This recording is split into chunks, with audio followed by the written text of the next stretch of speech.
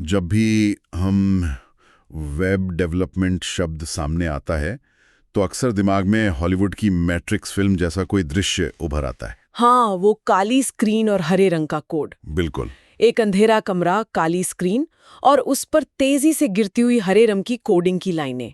मतलब एक ऐसी जटिल दुनिया जो किसी आम इंसान की समझ से बिल्कुल परे लगती है। सही कहा। एक ऐसा डरावना जंगल है जहां अगर कोई बिना सही नक्शे के चला गया तो पक्का खो जाएगा। देखिए, ये छवि बहुत से लोगों के दिमाग में गहराई तक बैठी हुई है। और अगर सच कहा जाए तो एक समय पे वेब डेवलपमेंट काफी हद तक ऐसा ही था। सच में? हाँ, बिल्कुल। ये एक ऐसा तकनीकी चक्रव्यूह था जहां अगर 1000 लाइन के कोड में एक छोटा सा सेमीकोलन, मतलब लिटरली एक बिंदु और कॉमा भी अपनी जगह से हिल जाए तो पूरा का पूरा सिस्टम ताश के पत्तों की तरह ढह जाता था। अरे बाप रे। और उस एक छोटी सी गलती को ढूंढने में डेवलपर की कई रातें बर्बाद हो जाती थीं। यही कारण है कि कोडिंग या कोई ऐप बनाने का विचार ही कई लोगों के लिए बहुत भारी और डरावना होता है। लेकिन क्या हो अगर ये चक्रव्यूह असल में बचपन में खेले जाने वाले लेगो ब्लॉक से खेलने जितना तार्किक, सुलझा हुआ और मजेदार हो? ये एक बहुत दिलचस्प नजरिया है। आज की इस गहराई से की जाने वाली चर्चा में हम इसी बात की परतें खोलने वाले हैं।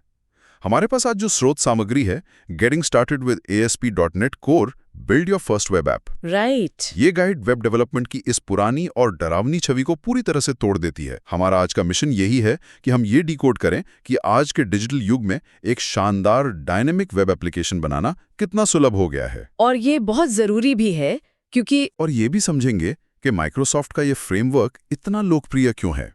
जो लोग वेब डेवलपमेंट में नए हैं या जो अपनी जानकारी को अपडेट करना चाहते हैं, उनके लिए ये चर्चा एक परफेक्ट शॉर्टकट साबित होने वाली है। एकदम सही कहा आपने। ये एक बहुत ही अहम विषय है क्योंकि तकनीकी दुनिया इतनी तेजी से बदल रही है कि अपडेटेड रहना बहुत ज़रूरी है। हम आज उन कोडिंग नोट्स और तकनीकी डिज़ाइन के आधार पर ये डिकोड करेंगे कि ASP.NET कोर पूरी दुनिया के डेवलपर्स के बीच इतना लोकप्रिय क्यों हो रहा है।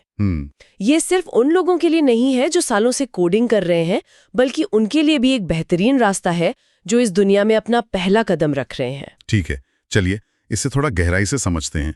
किसी भी वेब ऐप को बनाने की प्रक्रिया में सीधे कूदने से पहले सबसे बड़ा और बुनियादी सवाल तो यही खड़ा होता है कि आखिर ASP.NET कोर को ही क्यों चुना जाए। बिल्कुल, बाजार में तो कई विकल्प है।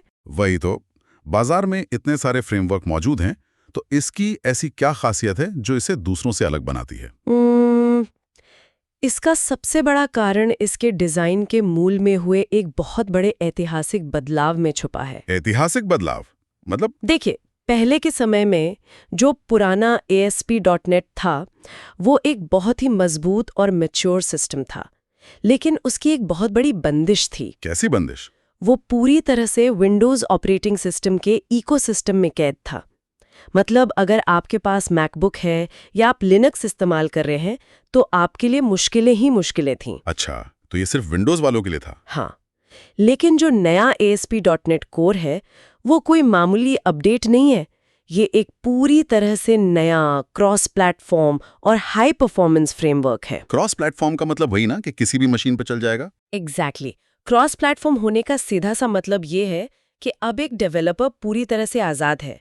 वो चाहे तो विंडोज़ पर कोड लिखे या फिर अपने मैकबुक पर या लाइनक्स सर्वर पर, ये हर जगह उतनी ही सहजता से काम करेगा। अगर इसे एक उदाहरण से समझना हो तो मुझे लगता है कि पुराना ASP.NET एक बहुत भारी भरकम स्विस आर्मी नाइफ जैसा था। हाँ, ये बहुत सटीक तुलना है ना? मतलब उसमें दुनिया भर के तमाम टूल्स पहले से फिक्स होते थे। चाहे आपको उन टूल्स की कभी जरूरत पड़े या ना पड़े, आपको पूरा का पूरा भारी चाकू अपनी जेब में लेके चलना ही पड़ता था। बिल्कुल। इससे सिस्टम धीमा और भारी हो जाता था। लेकिन ये नया ASP.NET कोर एक कस्टम टूल किट की तरह डिजाइन किया गया है, जहां आप सिर्फ वही टूल रखते हैं जो आपको चाहिए। एकदम सही। और इसी कस्टम टूल किट वाले डिजाइन को तकनीकी भाषा में मॉड्यूलर फ्रेमवर्क कहा जाता है। मॉड्यूलर, ठीक है। इसका मतलब है कि जब कोई डेवलपर एक नया प्रोजेक्ट शुरू करता है तो उसे एक खाली कैनवस मिलता है। वो केवल उन्हीं पैकेजेस या टूल्स को अपने प्रोजेक्ट में शामिल करता है जिनकी उसे असल में जरूरत है। मतलब कोई एक्स्ट्रा फालतू का कोड नहीं? बिल्कुल नहीं। अगर ऐप को डेटाबेस से बात करनी है तो सिर्फ उसका टूल जोड़ें, अगर कोई खास सिक्योरिटी फीचर चाहिए तो सिर्फ उसे शामिल करें। इसका मतलब तो ये हुआ कि ऐप बहुत हल्का लाता होगा। हाँ, इसका नतीजा ये होता है कि एप्लीकेशन बहुत ही हल्का रहता है, उसकी स्पीड कई गुना बढ़ जाती है और वो इंटरनेट पर हाई ट्रैफिक को बहुत ही आसानी से संभाल सकता है। और एक बात जिसने मुझे सच में चौंका दिया था जब मैं स्रोत सामग्री पढ़ रहा था, वो ये है कि ये पूरी तरह से ओपन सोर्स है। हाँ, ये एक बहुत बड़ा कदम था। मतलब माइक्रोसॉफ्ट जैसी बड़ी कॉर्पोरेट कंपनी जिसका पूरा इतिहासी बंद और मालिकाना सॉफ्टवेयर बेचने का रहा है, उसका एक मुख्य प्रोडक्ट ओपन सोर्स होना, ये तो अपने आप में एक बहुत बड़ा विरोधाभास लगता है। यहाँ जो बात सबसे दिलचस्प है वो ये है कि ये विरोधाभास ही आज माइक्रोसॉफ्ट की सबसे बड़ी ताकत बन गया है। वो कैसे? ओपन सोर्स होने का मतलब ये है कि इस फ्रेमवर्क का पूरा कोड इंटरनेट पर, गिटहब पर दुनिया के किसी भी इंसान के देखने, जांचने और सुधारने के लिए उपलब्ध है। मतलब कोई भी उसमें बदलाव कर सकता है। हाँ, अब इस तकनीक को सिर्फ माइक्रोसॉफ्ट के चंद कर्मचारी नहीं बना रहे हैं, बल्कि दुनिया भर के लाखों बेहतरीन डेवलपर्स की एक बहुत बड़ी कम्युनिटी इसे लगातार बेहतर बनाने में अपना योगदान दे रही है। तो इसका सीधा फायदा एक आम डेवलपर को कैसे मिलता है जो घर बैठे कोडिंग कर रहा है? बहुत बड़ा फायदा है। मान लीजिए कि फ्रेमवर्क में कोई नया बग या सुरक्षा की खामियां आ जाती हैं। एक बंद सिस्टम में आपको कंपनी के अगले अपडेट का महीनों तक इंतजार करना पड़ता, लेकिन ओपन सोर्स कम्युनिटी में दुनिया के किसी न किसी कोने में बैठा कोई डेवलपर रातों रात उस खामी को पकड़ लेता है और उसका फिक्स पेश कर देता है। अरे वाह, ये तो बहुत तेज काम हुआ। बिल्कुल। इसके अलावा जब कोई नई तकनीक बाजार में आती है तो कम्युनिटी उसे तुरंत ASP.NET कोर के साथ जोड़ देती है। इससे तो ये फ्रेमवर्क कभी पुराना ही नहीं पड़ेगा। सही कहा। ये सुनिश्चित करता है कि ये फ्रेमवर्क हमेशा मॉडर्न रहे और उद्योग के नए मानकों के साथ कदम से कदम मिलाकर चले। ये तो बात हो गई इसके पीछे के सिद्धांत और इसकी ताकत की। लेकिन अब थोड़ा व्यावहारिकता की ओर बढ़ते हैं। हाँ बिल्कुल। मान लीजिए कि जो लोग सुन रहे हैं उनमें से कोई इस फ्रेमवर्क की ताकत से प्रभावित होकर अपना पहला प्रोजेक्ट शुरू करना चाहता है, तो उसे किन बुनियादी चीजों की जरूरत पड़ेगी? मतलब घर बनाने के लिए ईंट और सीमेंट तो चाहिए ही। देखिए, नींव रखने के लिए मुख्य रूप से 3 बुनियादी चीजों की आवश्यकता होती है। सबसे पहला और सबसे जरूरी है .NET SDK, मतलब सॉफ्टवेयर डेवलपमेंट किट। SDK, ठीक है। इसे आप एप्लीकेशन का इंजन मान सकते हैं। ये वो टूल है जो आपके लिखे हुए कोड को समझता है, उसे कंपाइल करता है और कंप्यूटर पर चलाता है। अच्छा, और दूसरा टूल है एक IDE, मतलब इंटीग्रेटेड डेवलपमेंट एनवायरनमेंट, जैसे कि विजुअल स्टूडियो या विजुअल स्टूडियो कोड। बिल्कुल। इसे एक डिजिटल वर्कशॉप की तरह देखा जा सकता है, जहां एक डेवलपर अपने सारे औजार लेकर बैठता है। यहीं पर कोड लिखा जाता है, उसे टेस्ट किया जाता है और गलतियों को ढूंढा जाता है। सही। और तीसरी बुनियादी जरूरत है प्रोग्रामिंग भाषा की समझ। ASP.NET कोर में मुख्य रूप से C# भाषा का उपयोग किया जाता है। हाँ, यहां मैं आपको थोड़ा रोकना चाहूंगा। मैंने स्रोत सामग्री में ध्यान दिया है कि ASP.NET कोर में सिर्फ C# ही नहीं, बल्कि F# और विजुअल बेसिक जैसी अन्य भाषाओं का भी विकल्प मौजूद है। हाँ, विकल्प तो है। तो अगर कोई नया व्यक्ति है जो कोडिंग की दुनिया में कदम रख रहा है, क्या वो F# से शुरुआत करने का जोखिम उठा सकता है? आखिर विकल्प तो मौजूद है ही। तकनीकी रूप से देखा जाए तो हाँ, अन्य भाषाएं सपोर्टेड है और काम भी करेंगी। लेकिन क्या? लेकिन अगर हम व्यवहारिक दृष्टिकोण से सोचें तो F# या विजुअल बेसिक से शुरुआत करना एक नए व्यक्ति के लिए खुद को एक वीरान द्वीप पर छोड़ने जैसा होगा। वीरान द्वीप? इतना बुरा हाल है? देखिए, जब कोई कोडिंग करता है तो गलतियां होना, किसी एरर का आना या किसी लॉजिक में फंस जाना एकदम तय है।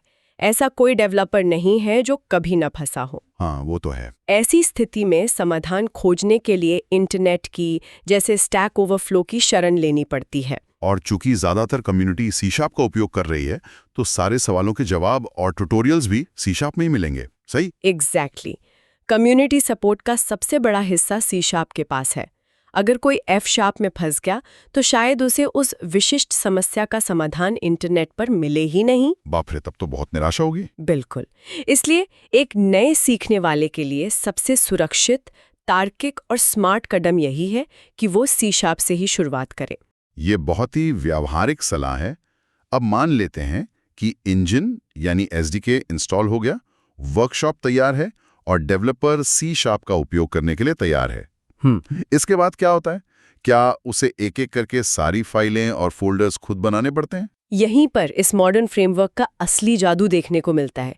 पुराने समय में एक नया वेब प्रोजेक्ट शुरू करने का मतलब था कि पहले दिन सिर्फ फाइलें और फोल्डर बनाने में और उन्हें लिंक करने में? हाँ, उन्हें आपस में जोड़ने में ही घंटों या कई बार पूरा दिन निकल जाता था। लेकिन अब ऐसा नहीं है। इसे स्कैफोल्डिंग कहा जाता है। स्कैफोल्डिंग यानी जैसे कोई नई इमारत बनाते समय उसके चारों ओर जो लोहे या बांस का शुरुआती ढांचा खड़ा किया जाता है, वैसा ही कुछ? बिल्कुल वैसा ही। आपको बस टर्मिनल में एक छोटी सी कमांड देनी होती है, जैसे .NET new MVC। बस इतना ही? हाँ, और पलक झपकते ही ये सिस्टम बैकग्राउंड में हजारों लाइन का बुनियादी कोड लिख देता है, सारे जरूरी फोल्डर्स बना देता है और एक पूरा का पूरा काम करने वाला ढांचा आपके सामने खड़ा कर देता है। अरे वाह, मतलब आपको शून्य से शुरुआत नहीं करनी पड़ती। एकदम सही। और इस ढांचे को जब पहली बार रन किया जाता है टर्मिनल में .NET रन लिखकर, तो ब्राउजर में एक शानदार डिफॉल्ट वेलकम पेज दिखाई देता है। ये देखकर तो किसी भी नए डेवलपर का आत्मविश्वास आसमान छूने लगेगा कि वाह, मैंने अपना पहला वेब पेज इंटरनेट पर या कम से कम लोकल होस्ट पर लाइव कर दिया। वो अनुभूति सच में बहुत खास होती है। वो पहली बार जब पेज लोड होता है ना, वो खुशी अलग ही होती है। लेकिन यहाँ मामला सच में बहुत दिलचस्प हो जाता है। कैसे? स्क्रीन पर जो पेज दिख रहा है वो तो सिर्फ एक बाहरी आवरण है। असली कहानी तो उस प्रोजेक्ट फोल्डर के अंदर चल रही है। वहां कई सारे नए फोल्डर्स बन गए हैं, कंट्रोलर्स, व्यूज, मॉडल्स और www रूट। पहली नजर में ये किसी भी नए व्यक्ति को थोड़ा डरा सकता है कि भाई ये सब क्या है। डरना स्वाभाविक है, लेकिन इसे समझना बहुत आसान है अगर हम इसके डिजाइन पैटर्न को समझ लें। अच्छा। इस पूरे आर्किटेक्चर को MVC यानी मॉडल व्यू कंट्रोलर पैटर्न कहा जाता है। आधुनिक वेब डेवलपमेंट में ये सबसे महत्वपूर्ण ब्लूप्रिंट्स में से एक है। इसे गहराई से समझने के लिए चलिए हम एक शानदार रेस्टोरेंट की कल्पना करते हैं। ठीक है, रेस्टोरेंट। मान लीजिए ये पूरा वेब एप्लीकेशन एक बहुत बड़ा चलता फिरता रेस्टोरेंट है। इस रेस्टोरेंट में जो मॉडल है वो हमारी रसोई की तरह है। किचन। हाँ, रसोई में सारा कच्चा माल रखा है, सब्जियां, मसाले, राशन।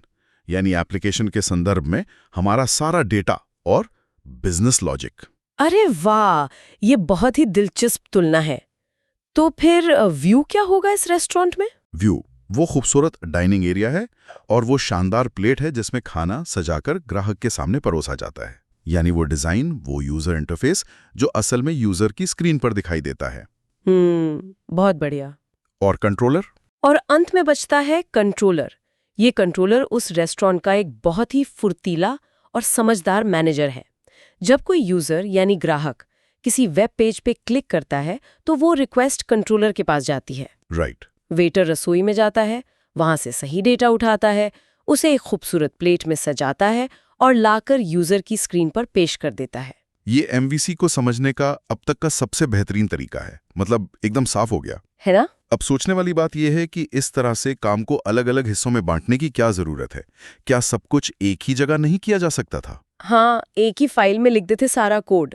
लेकिन इसका जवाब है स्केलेबिलिटी और साफ सफाई। जब एक प्रोजेक्ट बड़ा होता है और उसमें 2 की जगह 200 डेवलपर्स काम कर रहे होते हैं। अच्छा, तब तो बहुत भीड़ हो जाएगी कोड में। बिल्कुल। तो अगर डिजाइन, डेटा और लॉजिक सब एक ही फाइल में लिख दिए जाएं, तो वो एक ऐसा उलझा हुआ तारों का गुच्छा बन जाएगा जिसे दुनिया का कोई भी इंसान सुलझा नहीं पाएगा। इसे ही स्पैगेटी कोड कहते हैं। यानी अगर रेस्टोरेंट के डाइनिंग एरिया का रंग-रोगन बदलना है तो इसके लिए रसोई के काम को रोकने की कोई जरूरत नहीं है। डिजाइनर अपना काम कर सकता है व्यू फाइल्स में और डेटाबेस इंजीनियर अपना काम कर सकता है मॉडल में। एकदम सही। दोनों एक दूसरे के रास्ते में नहीं आएंगे। यही MVC पैटर्न की सबसे बड़ी जीत है। और आपने जो www रूट फोल्डर का जिक्र किया था, हाँ, उसका क्या काम है? वो बेसिकली रेस्टोरेंट का स्टोर रूम है। वहां हम अपनी स्टैटिक चीजें रखते हैं, जैसे CSS फाइलें, जावास्क्रिप्ट या इमेजेस जो पूरे ऐप में इस्तेमाल होती हैं। अब हमारे पास रेस्टोरेंट का ढांचा है, वेटर तैयार हैं, रसोई भी है, लेकिन अभी तक हमारा मेन्यू कार्ड एकदम खाली है। हाँ, वो तो है। जो डिफॉल्ट वेलकम पेज मिला था वो तो सिर्फ एक डेमो था।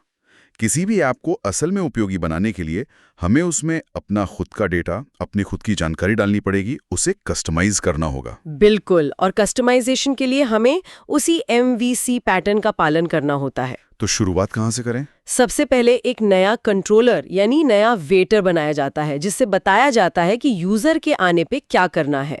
फिर डेटा को स्टोर करने के लिए एक मॉडल बनाया जाता है। जैसे अगर कोई फिल्मों की वेबसाइट हो तो? हाँ, उदाहरण के लिए अगर हम एक फिल्मों की वेबसाइट बना रहे हैं तो एक मूवी नाम का मॉडल बनाएंगे। इसमें फिल्म का नाम, उसकी रिलीज डेट, उसकी शैली मतलब जॉनर और उसकी कीमत जैसी जानकारियां होंगी। ये तो बिल्कुल किसी डिजिटल एक्सेल शीट के कॉलम बनाने जैसा है। एग्जैक्टली। और फिर इस जानकारी को यूजर को दिखाने के लिए एक व्यू बनाया जाता है। लेकिन इस व्यू के हिस्से में एक ऐसी चीज है जिसे पढ़कर मैं सच कहूं तो मुझे थोड़ी घबराहट हो रही है। क्या हुआ, किस चीज से? इस तकनीक को रेजर सिंटैक्स कहा जाता है। जहां तक मुझे समझ आया स्रोत से, ये हमें HTML डिजाइन वाले पेज के ठीक बीच में सर्वर साइड C# कोड लिखने की आजादी देता है। हाँ, देता तो है। मेरा मतलब है, क्या ये वही भयानक स्पैगेटी कोड वाली गलती दोहराना नहीं है जिससे बचने के लिए पूरी दुनिया पिछले 10 सालों से मॉडर्न जावास्क्रिप्ट फ्रेमवर्क्स की तरफ भाग रही है? लॉजिक और डिजाइन को एक ही फाइल में मिला देना, ये तो बहुत ही खराब आइडिया लगता है मुझे। ये एक महत्वपूर्ण सवाल खड़ा करता है, और सच कहूं तो पहली नजर में ये सचमुच ऐसा ही लगता है कि हम पुराने समय की गलतियां दोहरा रहे हैं, जहां कोड का एक चिपचिपा न सुलझने वाला जाल बन जाता था। तो फिर ऐसा क्यों किया गया? देखिए, रेजर को जिस तरह से डिजाइन किया गया है वो इसकी सबसे बड़ी खूबी है। ये लॉजिक और डिजाइन को गंदे तरीके से नहीं मिलाता। वो कैसे? रेजर आपको अपने बिजनेस लॉजिक जैसे डेटाबेस में कुछ सेव करना या भारी कैलकुलेशन करना को व्यू में लिखने की इजाजत या बढ़ावा नहीं देता। वो सब काम अभी भी कंट्रोलर और मॉडल में ही सुरक्षित रहता है। अच्छा, तो फिर रेजर का काम क्या है व्यू में? रेजर का इस्तेमाल सिर्फ डिस्प्ले लॉजिक के लिए होता है। डिस्प्ले लॉजिक मतलब? ये थोड़ा तकनीकी हो गया। मतलब मान लीजिए आपके मॉडल से 10 फिल्मों की एक लिस्ट आई है। अब HTML में उन 10 फिल्मों को दिखाने के लिए आपको 10 बार div या टेबल रो का कोड लिखना पड़ेगा। हाँ, वो तो बहुत उबाऊ काम है। लेकिन रेजर की मदद से आप HTML के ठीक बीच में एक छोटा सा C# का फॉर ईच लूप लगा सकते हैं, जो उन 10 फिल्मों को डायनामिक तरीके से एक-एक करके स्क्रीन पर छाप देगा। ओह, लाओ, इतना सहज और साफ सुथरा होता है कि कोड बिल्कुल भी गंदा नहीं लगता। ये पेज को असल मायने में डायनामिक बनाता है। ओहो, अब मैं समझा। यानी ये लॉजिक को नहीं मिला रहा है, बस डिजाइन को डेटा के हिसाब से खुद को ढालने की ताकत दे रहा है। बिल्कुल सही पकड़े हैं। ठीक है, ये तो बात हो गई ऐप बनाने और कस्टमाइज करने की। लेकिन आज के समय में इंटरनेट पर कोई भी ऐप बिना मजबूत सुरक्षा के एक दिन भी नहीं टिक सकता। बिल्कुल नहीं। आए दिन डेटा चोरी होने की, हैकिंग की खबरें आती रहती हैं। सुरक्षा के मोर्चे पे ये फ्रेमवर्क क्या पेशकश करता है? सुरक्षा एक ऐसा क्षेत्र है जहां ASP.NET कोर डेवलपर्स का बहुत बड़ा सरदर्द खत्म कर देता है। इसमें ऑथेंटिकेशन मतलब ये जांचना कि यूजर कौन है। Login system, right? हाँ, और ऑथराइजेशन मतलब ये जांचना कि यूजर को क्या करने की अनुमति है। इसके सिस्टम पहले से इनबिल्ट आते हैं। इसके अलावा ये हैकिंग के सामान्य हमलों से बचाने के लिए भी डिफ़ॉल्ट रूप से सुरक्षा कवच प्रदान करता है, जैसे कि क्रॉस साइट स्क्रिप्टिंग हो गया। और एक चीज जिसने मुझे बहुत प्रभावित किया वो है एक्सटर्नल लॉगिन का सपोर्ट। हम अक्सर देखते हैं कि वेबसाइट्स पर लॉगिन विद गूगल या लॉगिन विद फेसबुक का बटन होता है। हाँ, वो आज के समय में बहुत जरूरी है। ASP.NET कोर इन बाहरी प्लेटफॉर्म्स के साथ जुड़ना बेहद आसान बना देता है। और इसके पीछे का कारण बहुत ही व्यवहारिक है। देखिए, यूजर्स के पासवर्ड को सुरक्षित रखना, उन्हें हैश करना, डेटाबेस की सुरक्षा सुनिश्चित करना, ये सब एक बहुत ही भारी और जोखिम भरा काम है। बहुत बड़ा जोखिम है। अगर कोई डेवलपर गलती से भी पासवर्ड असुरक्षित छोड़ दे तो पूरी की पूरी कंपनी बर्बाद हो सकती है। बिल्कुल। इसलिए जब हम गूगल या फेसबुक को लॉगिन की जिम्मेदारी सौंप देते हैं तो हम उस जोखिम से बच जाते हैं। वो भारी भरकम काम दुनिया की सबसे बड़ी टेक कंपनियां कर रही हैं। एग्जैक्टली। डेवलपर अपने ऐप के मुख्य काम पर पूरा ध्यान लगा सकता है। ये सच में एक बहुत बड़ी राहत है। बिल्कुल सही। तो अब तक हमने देखा कि ऐप का ढांचा कैसे बनता है, उसे कस्टमाइज कैसे किया जाता है और वो सुरक्षित कैसे रहता है। लेकिन यहाँ एक पेच है। क्या पेच है? ये सब कुछ तो डेवलपर के अपने कंप्यूटर, उसके अपने लैपटॉप पर चल रहा है, इंटरनेट की भाषा में कहें तो लोकल होस्ट पर। हाँ। लेकिन अगर दुनिया को इसका इस्तेमाल करना है तो ये उनके फोन या कंप्यूटर तक कैसे पहुंचेगा? ऐप को दुनिया के सामने कैसे लाया जाए? इसी चरण को डिप्लॉयमेंट कहा जाता है और यहाँ भी ये फ्रेमवर्क बहुत लचीलापन दिखाता है। सबसे आधुनिक और लोकप्रिय तरीका है क्लाउड का इस्तेमाल करना। जैसे अजूर या AWS?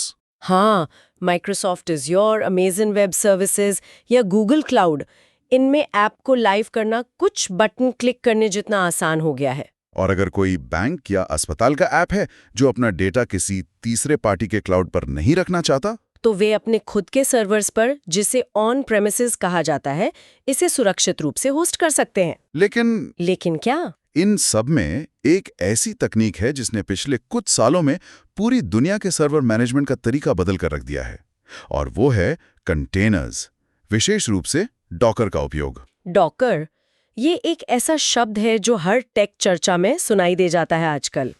तो इस सब का असल मतलब क्या है? ये डॉकर असल में काम कैसे करता है? अगर हम इसे बड़ी तस्वीर से जोड़ें तो डॉकर उस पुरानी और सबसे बड़ी समस्या का समाधान है जिससे हर डेवलपर परेशान रहता था। ये कोड मेरे कंप्यूटर पर तो सही चल रहा था, सर्वर पर जाकर क्रैश क्यों हो गया? हाँ, मेरे सिस्टम पे तो चल रहा था सिंड्रोम। ये तो हर आईटी वाले की कहानी है। बिल्कुल। इसे एक बहुत ही मजेदार उदाहरण से समझते हैं। मान लीजिए आपको अपना एक पूरा का पूरा घर किसी दूसरे शहर में शिफ्ट करना है। ठीक है। पारंपरिक तरीके में आप घर की एक एक ईंट, फर्नीचर, पंखे सब निकालेंगे, उन्हें अलग अलग ट्रकों में भरेंगे और नई जगह ले जाकर फिर से पूरा घर बनाने की कोशिश करेंगे। हाँ, और इस प्रक्रिया में कुछ न कुछ टूटना तो तय है। बिल्कुल। या कोई नक्शा गड़बड़ हो जाएगा। यही पारंपरिक डिप्लॉयमेंट था, जहां सर्वर पर कोई फाइल या कॉन्फ़िगरेशन मिसमैच हो जाता था और ऐप क्रैश कर जाता था। तो डॉकर इस घर को कैसे शिफ्ट करता है? डॉकर एक जादू की तरह काम करता है। ये आपके पूरे के पूरे घर को उसकी नींव, दीवारों, फर्नीचर और यहाँ तक कि उसके अंदर की हवा के साथ एक बड़े से शिपिंग कंटेनर में पैक कर देता है। हवा के साथ? मतलब पूरा एनवायरनमेंट ही पैक कर दिया? एग्जैक्टली। और उस पूरे के पूरे कंटेनर को उठाकर नई जगह यानी सर्वर पर रख देता है। आपको कुछ भी दोबारा नहीं जोड़ना पड़ता। आपके लैपटॉप पर ऐप को जो वातावरण मिल रहा था, वही वातावरण कंटेनर के अंदर सर्वर पर भी मिलता है। वाह! इससे न कोई क्रैश होता है और ना ही कोई कॉन्फ़िगरेशन की समस्या आती है। ये सच में एक क्रांतिकारी तकनीक है। मुझे लगता है इसी से स्केलेबिलिटी भी आसान हो जाती होगी। बहुत आसान। अगर अचानक ऐप पर 1,00,000 यूजर्स आ जाए, तो आप बस उस कंटेनर की 10 और कॉपीज बनाकर अलग अलग सर्वर्स पर रख सकते हैं। सब कुछ बिना किसी रुकावट के चलता रहेगा। एकदम सटीक। और जो लोग इस पूरी प्रक्रिया को, मतलब बेसिक सेटअप से लेकर डॉकर डिप्लॉयमेंट तक गहराई से सीखना चाहते हैं, उनके लिए इंटरनेट पर संसाधनों की कोई कमी नहीं है। हाँ, माइक्रोसॉफ्ट का खुद का डॉक्यूमेंटेशन बहुत अच्छा है। आधिकारिक डॉक्यूमेंटेशन बहुत ही विस्तृत है। साथ ही कई ऑनलाइन प्लेटफॉर्म्स जैसे उडेमी या प्लूरल साइट पर व्यावहारिक कोर्सेज भी उपलब्ध हैं। तो आज की इस लंबी और दिलचस्प चर्चा को समेटते हुए हम ये साफ तौर पर देख सकते हैं कि ASP.NET कोर केवल एक टूल नहीं है, ये तकनीकी जटिलताओं को सुलझाने का एक पूरा इकोसिस्टम है। बिल्कुल।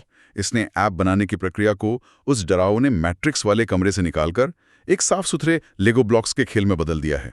ये डेवलपर्स को उन चीज़ों की चिंता करने से आज़ाद करता है जो अब मशीनें बेहतर कर सकती हैं, ताकि इंसान उस चीज़ पर ध्यान दे सके जो सबसे ज़्यादा मायने रखती है, एक बेहतरीन और रचनात्मक यूज़र एक्सपीरियंस बनाना। एकदम सही। और इसी बात पर यहाँ एक बहुत बड़ा सवाल खड़ा होता है जिस पर जो लोग सुन रहे हैं वो गहराई से सोच सकते हैं। वो क्या? आज की इस चर्चा से हमने देखा कि एक वेब ऐप बनाने में पहले जो हेवी लिफ्टिंग होती थी, मतलब जो कठिन और उबाऊ काम होता था, जैसे प्रोजेक्ट का ढांचा खड़ा करना, सुरक्षा सुनिश्चित करना या डॉकर के जरिए सर्वर पर डिप्लॉय करना, वो सब अब फ्रेमवर्क खुद ही बहुत स्मार्ट तरीके से संभाल लेता है। हाँ, काफी काम ऑटोमेट हो गया है। ऐसे में सोचने वाली बात यह है कि आने वाले 5 या 10 सालों में एक वेब डेवलपर की असल भूमिका क्या रह जाएगी? ये एक बहुत गहरा सवाल है। जब AI और ये एडवांस्ड फ्रेमवर्क्स मिलकर सारा बुनियादी कोड खुद लिख देंगे, तो क्या एक डेवलपर सिर्फ कोड की लाइनें लिखने वाला मजदूर रह जाएगा, या फिर भविष्य में डेवलपर की भूमिका एक आर्किटेक्ट जैसी हो जाएगी? आर्किटेक्ट। हाँ, जिसका काम सिर्फ ये तय करना होगा कि कौन सा स्मार्ट ब्लॉक किस दूसरे ब्लॉक के साथ जुड़कर बिजनेस की असली समस्या को हल करेगा। बिल्कुल। मुझे लगता है डिजाइन थिंकिंग ज्यादा जरूरी हो जाएगी। शायद कोडिंग का भविष्य अब तेज टाइपिंग स्पीड में नहीं, बल्कि इस बात में छिपा है कि आप कितने बेहतर तरीके से समस्याओं को डिजाइन और सॉल्व कर सकते हैं। इसी विचार के साथ हम आज की इस चर्चा को यहीं विराम देते हैं। सीखते रहिए और तकनीकी दुनिया की नई गहराइयों को एक्सप्लोर करते रहिए।